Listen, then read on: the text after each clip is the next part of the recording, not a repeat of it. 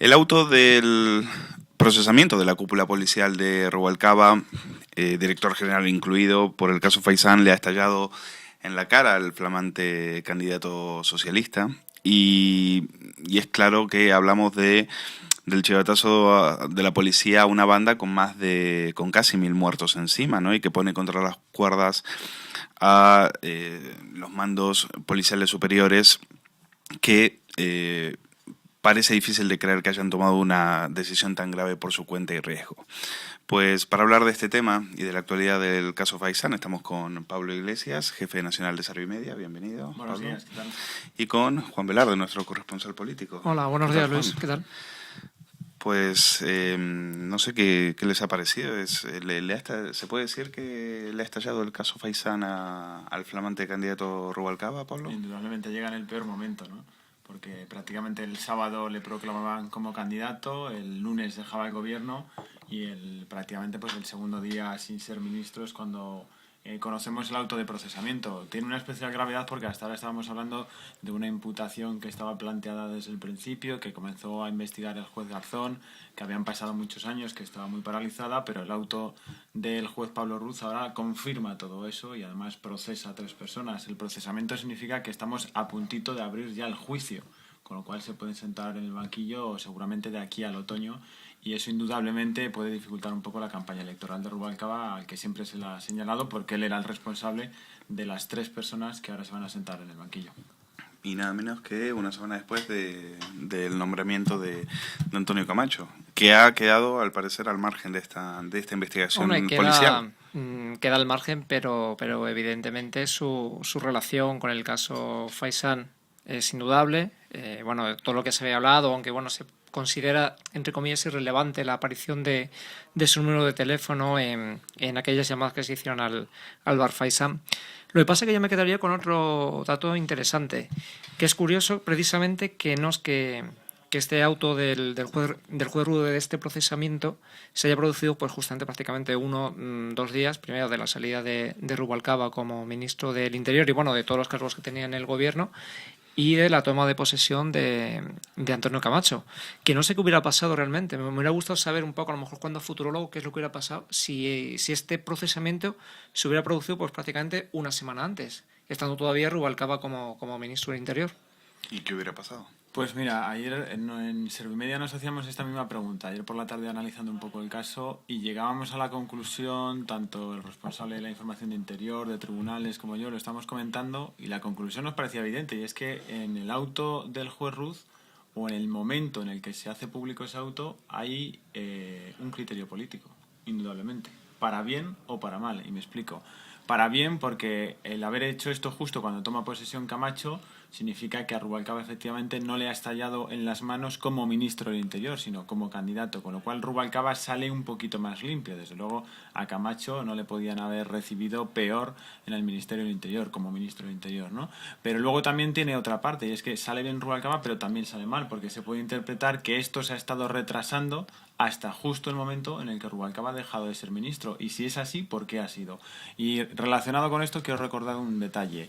Hubo un momento, hace unos meses, en el que se empezó a hablar de la posible imputación también de Antonio Camacho en el caso del chivatazo, y en aquel momento, justo cuando más presión había, precisamente por lo del número de teléfono que aparece de Camacho, ahí se habló de que se le podía llamar a declarar, y al final hubo un auto del juez Ruz un poquito confuso que luego el propio juez Ruz tuvo que matizar. Se dijo que había sido matizado por presiones del gobierno y permitió esa matización del juez Ruz, que Rubalcaba saliera un viernes en una rueda de prensa del Consejo de Ministros a decir que no había ninguna implicación de su mano derecha, de Antonio Camacho. Es decir, un auto diferente del juez Ruz fue el que en su momento permitió a Rubalcaba salir públicamente en la rueda de prensa del Consejo de Ministros a decir que su mano derecha estaba limpia. Que más esa matización, además, si no me equivoco, prácticamente fueron 24 horas lo que transcurrió. Efectivamente. Entre lo que era la gran noticia de que Antonio Camacho estaba pues implicado de lleno en este caso y... Sí, porque el juez no lo decía así, pero los medios de comunicación sí lo interpretábamos Exacto, así, se porque interpretaba había así, un pequeño efectivamente. enlace. Y tuvo que desmentir el juez Ruz esa interpretación y decir claramente que no, para que Rubalcaba pudiera salir a decir que no, que estaba limpio. Entonces, igual que en aquel momento se dijo que incluso esa matización del juez Ruz había sido por presiones políticas del propio ministro del Interior, eso es lo que a mí me lleva también a preguntarme un poco poco estos días si ahora el juez Ruz ha estado retrasando esto hasta que precisamente Rubalcaba ha salido del ministerio. En cualquier caso, yo creo que los dos quedan afectados, tanto Rubalcaba como Camacho, por alguna forma eran los jefes directos del director general de la policía, que es uno de los principales procesados. Ahora, si ni Rubalcaba y ni Camacho dieron la orden para que se produjera el chivatazo a ETA, ¿quién la dio? Es que precisamente yo creo que ese tipo de órdenes nunca salen de mandos, digamos, entre comillas, estos altos cargos a mandos más intermedios. Es muy difícil que, además, algo tan delicado precisamente como es un chivatazo, y además que el bar Faisán pues llevaba vigilado, pero además durante muchos meses, y que de repente, curiosamente, además, el famoso día de autos, por motivos que todavía se desconocen y que se están investigando, por ejemplo, falla la cámara de seguridad justamente en el momento en el que entra un mando policial a decirle a uno de los implicados que se vaya porque va a venir la policía pues a detenerlo. Sí. A mí, sobre este respecto, en la pregunta que hacías a Mar Luis, hay una consideración que me parece fundamental y que es el tema de fondo. Se habla siempre del chivatazo y de la presunta implicación de responsables policiales. Y quiero decirlo más textualmente, de esta forma. Y digo por qué. Porque el chivatazo creo que está demostrado. O sea, creo que nadie duda que se produjo un chivatazo, que hubo un soplo a ETA, entre otras cosas porque está grabado. Está demostrado porque está grabado, que se grabó de casualidad. Sí, pero se grabó de casualidad. La transcripción y está reconocido como el propio Losúa. Porque había micrófonos en el coche efectivamente, de José Losúa. Y tenemos la conversación, es decir, hubo un soplo policial, eso está demostrado que hubo un soplo policial. A partir de ahí, responsabilidades políticas existen y deberían existir. Entonces, aquí el dilema está, por un lado, en si la responsabilidad política se queda en el director general de la policía, que es el máximo responsable implicado del Ministerio del Interior, o si hay mayores responsables políticos, que en este caso serían Camacho o Rubalcaba, secretario de Estado de Seguridad, o el propio ministro del Interior. En mi opinión, los dos tienen responsabilidades políticas, de un tipo o de otro. Un tipo, que es el que siempre se está comentando, es si ellos dieron la orden. No lo sabemos, creo que no lo vamos a saber nunca, salvo que alguno de los tres procesados cante en el juicio finalmente y diga la verdad. Entonces eso no lo vamos a saber, pero esa podría ser una posibilidad. Pero hay otra posibilidad que nunca se plantea y que a mí me parece igual de grave. Cuando ellos conocen el chivatazo, también deberían haber tomado medidas políticas, porque tú como ministro no puedes permitir que tu director general de la policía esté implicado en un chivatazo que está demostrado. Luego, habría que haber tomado medidas en aquel momento. Si Camacho y Rubalcaba no toman esas medidas y defienden encima a sus implicados, pues yo creo que eso también es una responsabilidad política de algún modo, porque les están protegiendo. Y a todo esto, el Estado de Derecho parece ya de rodillas ante Bildu, ¿no? Es decir, en una coincidencia macabra han salido los sectores proetarras a celebrar que Bildu está en las instituciones, justo cuando coincidía con con un aniversario más del asesinato de Miguel Ángel Blanco. El 14º aniversario de la muerte del vil asesinato de Miguel Ángel Blanco. Que fíjate, a mí, por ejemplo, cuando sale Rubalcaba delante de los medios a decir que, bueno, poco menos que... Se lo toma la chacota. Sí, primero se lo toma la chacota y luego... yo creo cuando es preguntado por esto se lo toma la chacota. Yo creo que aparte es una tomadura de pelo pues a todos los españoles decir que, bueno, que ha sido una época de grandes éxitos policiales en la lucha contra el terrorismo. Yo no sé dónde está ese éxito, porque el éxito ha sido precisamente para ETA, que ha conseguido... Después de muchos años volver a entrar en las instituciones, pero además no entrar de una forma modesta, no, entrar a lo grande. Ha entrado en San Sebastián, ha entrado en la Diputación de Guipúzcoa, ha entrado en varios municipios de Navarra y estamos viendo lo que está haciendo. Eliminación del retrato del rey, eliminación de la bandera española, obligatoriedad de hablar únicamente el euskera. Ayer Rubalcaba decía en Telecinco, Pablo, que si hubiera sido por él, hubiera preferido otro fallo del Constitucional. Respecto al tema de Bildu. ¿Tú le crees? Hombre, lo ha dicho muchas veces. Yo le quiero creer. Ni siquiera digo le tengo que creer. Le quiero creer. Porque si dijera otra cosa, pues me preocuparía, ¿no? Sobre todo porque ha sido el ministro de Interior que hemos tenido durante 5 años. Y además yo ahí, fíjate, discrepo un poco. Yo creo que la labor que ha ejercido Rubalcaba desde el punto de vista de la lucha policial contra ETA, exceptuando el bar Faisán, ha sido excelente. Y ha sido excelente, creo, porque se ha detenido más comandos que en muchas otras ocasiones, se ha descabezado la cúpula de ETA más veces que en el resto de la historia del propio ministro del Interior. Pero conociendo el pasado del personaje. Sí, pero concluyo.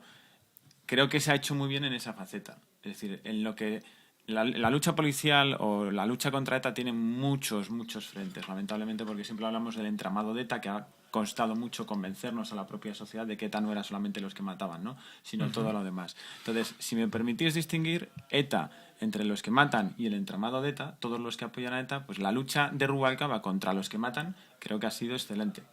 El problema de Rubalcaba está contra el resto del entramado, ¿no? Contra los que no matan, contra los que extorsionan, Barfaisán, se les da un chivatazo, fúgate a Francia, etcétera, contra los políticos, vuelven a las instituciones. Entonces, la lucha contra el entramado, ahí sí que ha habido una gran condescencia seguramente del Ministerio del Interior. ¿Por qué? Porque el gran empeño del Partido Socialista no es acabar con el mundo de ETA, sino es acabar con los que matan en ETA.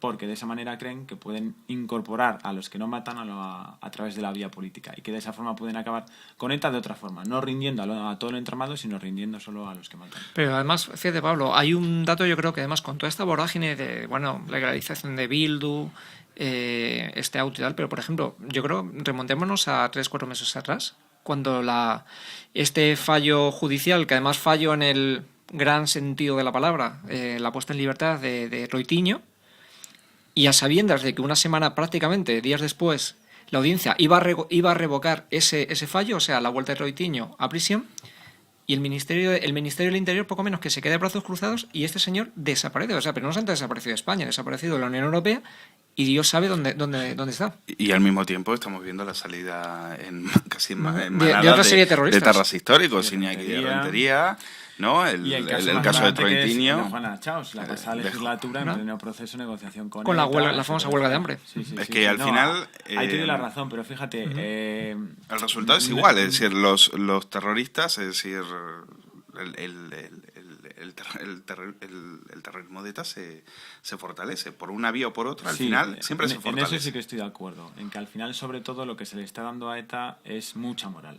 Y la vuelta de Bildu a las instituciones, pues indudablemente le da muchísima moral, mucho dinero y mucho poder, indudablemente, al entorno de ETA. Eso sí es cierto. Lo que pasa que, bueno, es difícil meternos en la mentalidad de Rubalcaba, pero conociendo un poco sobre todo la gente que tiene el PSOE en Euskadi, pues hay ciertas personas del PSOE de Euskadi que consideran que premiar a ciertos terroristas flojos o débiles de ETA ayuda a que los malísimos de ETA dejen de matar. Este es el eterno problema, la eterna discusión entre los buenos y los malos dentro de ETA, cuando creo que todos deberíamos coincidir en que en ETA son todos malos, ¿no? Porque tan malo es el que mata como el que ayuda a matar, como el que secuestraba a Miguel Ángel Blanco o el que dio la información de que Miguel Ángel Blanco paraba todos los días en una estación y ahí se le secuestra y se le mata o se le da el escondite para que le secuestran 3 días y posteriormente le disparen en la cabeza, ¿no? Eso indudablemente son todo lo mismo. Pero hay gente del PSOE de Euskadi que no lo ve igual. Ese es un punto que plantea Pablo interesante, porque el Partido Socialista vive en esa especie así de esquizofrenia, de decir, bueno, y incluso cuando les matan a los suyos, ¿no? Isaías Carrasco no hace tanto. Bueno, las últimas elecciones. Sí, además... Pero así todo, perdona, sale Pachi cuando... Ahora nos sorprende lo de Bildu, pero había que escuchar al socialismo vasco. Hombre, es que Pachi López... Elogiando la presencia de Bildu, ¿no? No, pero peor aún, es que Pachi López, por ejemplo, en esa esquizofrenia, como comentáis, que vive el PSOE vasco, Pachi López casi acusaba pues en el Parlamento vasco hace 2-3 semanas de que a lo mejor entre el PP y los medios pues se le había hecho la campaña a Bildu, que quizá a lo mejor si el fallo del Tribunal Constitucional no hubiera tenido la repercusión que tuvo, pues a lo mejor Bildu pues no hubiera tenido tanto apoyo popular en las urnas. O incluso en entrevista que se le hacía también al presidente de los socialistas vascos, a Jesús Eguiguren, creo que fue en el periódico El País también, no hace muchas semanas, donde bueno, pues poco menos que él decía que bueno, que sí, que quizá pues no habían tenido en cuenta a lo mejor la repercusión que iba a tener Bildu a la hora de entrar en las instituciones, pero que él se alegraba, que bueno, que se empezaba a respirar democracia. Él elogió a Josu Ternera en el programa del Follonero, y él decía que había que entender que al final eran todos vascos y que había que entenderse. Hombre, y a Otegi, por ejemplo, Zapatero, si no me equivoco, creo que se le llegó a llamar poco menos que el hombre de paz. El hombre que hace discursos de paz. O el hombre que hace discursos de paz. Las palabras exactas de Zapatero. Que luego el hombre que hace discursos de paz. Los periodistas hemos transformado efectivamente en el hombre de paz. Pero al final lo que dijo es eso. O sea, el hombre que hace discursos de paz, creo que el mitin de Anoeta se refería con aquellas palabras, si no recuerdo mal.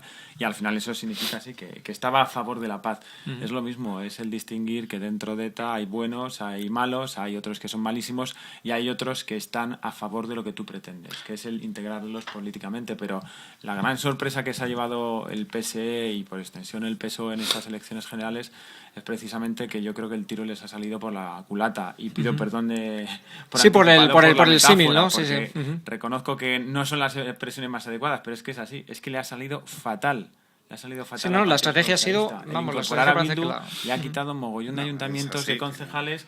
Y luego, además, hay que decirlo, en las próximas elecciones autonómicas del País Vasco, que van a ser menos de 2 años, Patxi López va a perder el gobierno. O sea, quiera o no quiera, indudablemente, y con Bildu lo va a perder.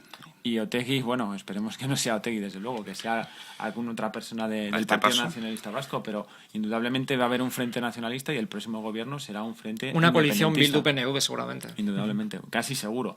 Ojo, y si no lo es, podemos ver una situación todavía más grave, que es que la gente del Partido Socialista en Euskadi se quite la careta del todo, los Eguiguren y compañía, y acaben formando un gobierno entre el Partido Socialista y Bildu. Es difícil, creo yo, que dé la suma, pero les podría dar la suma. Y si les da la suma, a lo mejor vemos un partido popular en el gobierno de España que tiene como oposición a Bildu y al Partido Socialista de Euskadi juntos. A este paso, sí. No sorprendería. Hablábamos de la esquizofrenia dentro del Partido Socialista respecto a ETA, o por lo menos la hipocresía o doble moral, como ustedes quieran. Pero también la vemos en los medios. Hoy Público y El País saliendo a decir de que esto del Faisán son elucubraciones del PP, obsesiones, como manías, ¿no? Inquina, por ejemplo, decía Público. O sea, ¿cómo ve la prensa de izquierdas el caso Faisán? ¿O es que no lo quiere ver? Bueno, a mí la portada de Público hoy he de reconocer que me ha sorprendido muchísimo. Porque una cosa es que tú silencies o apartes el tema Faisán, y otra cosa, lo que hace hoy Público es tremendo, que es llevar a portada los trajes de Camps, cuando ayer los trajes de Camps, bueno, pues una noticia pequeña, pero una anécdota, no hay gran novedad, todavía no se ha sentado en el banquillo, no es el día en el que Camps le vamos a haber juzgado, era una minucia de declaración que ni siquiera había hecho él mismo, sino sus abogados. Y eso lo transforman en una portada con tal de evitar que el caso Faisán sea la portada. El País, bueno, yo creo el País sí que por lo menos cuenta. Lo lleva, aunque sea lo lleva en breve, lo lleva abajo. No, lo tiene la columna de la derecha, sí. Una especie de, bueno, lo que es la mitad de la columna derecha, pero en la parte superior. Sí. Bueno, es por lo menos reconocer la importancia que tiene la noticia, le dan la portada a la economía europea, especialmente a los problemas de Italia, los recortes que ha anunciado Berlusconi, pero a mí lo que me llama la atención de todo eso, hombre, Público. Bueno, pues es razonable. El País es el periódico de Rubalcaba, es el que más le está apoyando con vistas a las elecciones generales. Yo creo que tienen un problema de enrocamiento, de no haber visto este asunto desde el principio. Yo reconozco que al principio este asunto pues no lo tomé demasiado en serio porque da la sensación de que había más política que hechos reales detrás. Me refiero al proceso judicial, no a los hechos de verdad de lo que pasó en el Bar Faisán, sino al proceso judicial como tal. Pero es que lo de ayer es la confirmación de que esto va muy en serio. O sea, es que va a haber 3 mandos policiales que se sientan en el banquillo y se les acusa de haber ayudado a ETA, de haber impedido unas detenciones policiales. Y eso en un policía es gravísimo. Y además la prueba de que eso es gravísimo es que los propios sindicatos de policía, que a lo mejor podrían defender por corporativismo a sus compañeros, no lo han hecho defendido nunca. No el hecho de que el nombramiento de Camacho habrá sido en todo caso un blindaje frente a esto. Se lo veían venir y lo quisieron blindar. Lo tengo completamente claro. O sea, si Antonio Camacho no hubiese sido ahora mismo ministro, yo estoy casi convencido de que hubiese entrado, digamos, en este pack de personas procesadas y que posiblemente en cuestión de semanas o de meses lo hubiéramos visto en el banquillo de los acusados. Yo creo que no, fíjate. Camacho, nos guste o no nos guste, la verdad es que es la persona que en realidad ha dirigido el Ministerio del Interior durante estos 8 años. Porque durante el primer año y medio que no era él el ministro, sino que el ministro era José Antonio Alonso. Alonso se puso al frente, pero quien llevaba en realidad las riendas, bueno, ese ministerio, las riendas siempre las lleva el secretario de Estado de Seguridad, ¿no? O ha ocurrido con los ministros del PP también en muchas ocasiones, pero especialmente con los del PSOE ha sido así, sobre todo porque Rubalcaba, además, durante los 5 años que ha estado de ministro del Interior, ha sido portavoz del gobierno en los últimos tiempos, pero ha sido el que coordinaba toda la estrategia del Partido Socialista junto a Pepe Blanco. Con esto quiero decir que Rubalcaba no ha tenido todo su tiempo dedicado al Ministerio del Interior, que quien ha hecho el trabajo de verdad en Interior ha sido Antonio Camacho. Entonces yo veo como algo natural que una vez que se va Rubalcaba, y solo son 6 meses, asciendas al que sabe más de eso. Es como una apuesta segura, ¿no? Es como si en cualquiera de nuestros medios de comunicación quitan a un jefe y pues, al número 2 se le nombra, se le asciende, ¿no? Yo creo que ese es el puesto natural. Luego, indudablemente, tiene lecturas políticas, ¿no? Pero el ascenso como tal de Camacho yo lo veo lógico. Creo que es la persona. Hombre, por que una más cuestión sabe. de escalafón, No por eso. evidentemente sí, y pensando en que eso es un gobierno prácticamente nada, de un gobierno en funciones Sí. para el tiempo que le queda. Pero por las implicaciones que pueda tener, sinceramente creo que ha sido un blindaje. Un favor casi de Rubalcaba para, bueno, pues no verse, entre comillas, implicado. Hombre, había en periódicos ayer que especulaban además precisamente con el término blindaje, ¿no? Por aquello de que ahora como ministro tiene un grado de aforamiento que en caso de que se le sentase en el banquillo pues no sería en la Audiencia Nacional, ¿no? Tendría que ir al Supremo, etcétera, etcétera. Con lo cual eso de alguna manera sí que le protege. Pero bueno, yo el ascenso, insisto, lo veo natural. Ahora, la repercusión política que hay detrás, eso ya es otra cosa. Y que Camacho puede haber sido premiado por las cosas que ha hecho en el Ministerio del Interior durante estos años, ahí sí que, bueno, no tengo ninguna duda. Yo espero que no lo hayan premiado, por ejemplo, por haber ocultado en unos informes la incesante actividad extorsionadora de ETA, ¿no? Que fue lo que hizo durante la primera legislatura. A mí que si le han premiado y le han premiado por lo que fue la primera legislatura de Zapatero, proceso de paz incluido, y que acaba con aquel anuncio de Zapatero ya a fin de año diciendo no, vamos a tener buena noticia sobre ETA. Y al día siguiente tuvimos el bombazo de la T4. Vuela el parking de la T4, pues algo. Y que 3 mandos policiales actúen por sí Es que eso es por imposible. motu propio, O sea, es que es cuesta imposible. creerlo, ¿no? Es imposible que el director general de la policía le dé una orden al inspector de la policía del País Vasco y que a su vez se le dé una orden al inspector para que se produzca un chivatazo. Es que eso no es creíble. O sea, la policía no funciona así. Es un órgano muy jerárquico donde todas las órdenes se siguen a rajatabla. Pero es que además todas las operaciones antiterroristas siempre tienen una decisión política, siempre se consultan en última instancia al secretario de Estado de Seguridad y al ministro del Interior, están permanentemente informados. O sea, nunca hemos visto un ministro del Interior al que se le pregunta por una operación que se ha producido media hora antes y que se entere por los medios de comunicación. Jamás. Ellos lo saben con mucho tiempo de antelación, con días, y incluso el día en el que se produce una detención está elegida normalmente por el propio responsable político. O sea, que es que eso tenían que saberlo, tenían que estar informados, y si no lo sabían, insisto, en el argumento de antes, si no lo sabían, tienen otro tipo de responsabilidad, que es haber actuado duramente contra los responsables policiales que permitieron ese chivatazo. Entonces, si ellos autorizaron, muy mal. Pero si no autorizaron y dejaron que los que hicieron el chivatazo siguieran trabajando ahí, Pues peor aún. Eres cómplice. No peor, porque en mi opinión autorizarlo es todavía peor que el otro, pero está igual de mal. O sea, igual de mal. Pues seguiremos la actualidad de este caso paso a paso en Periodista Digital y agradecerles que hayan participado de esta tertulia. Muchas gracias. De nada. Pablo Encantado. Iglesias, muchas gracias. Juan Velarde. Gracias a ti. Gracias. Muchas Gracias. gracias. Muy bien, gracias.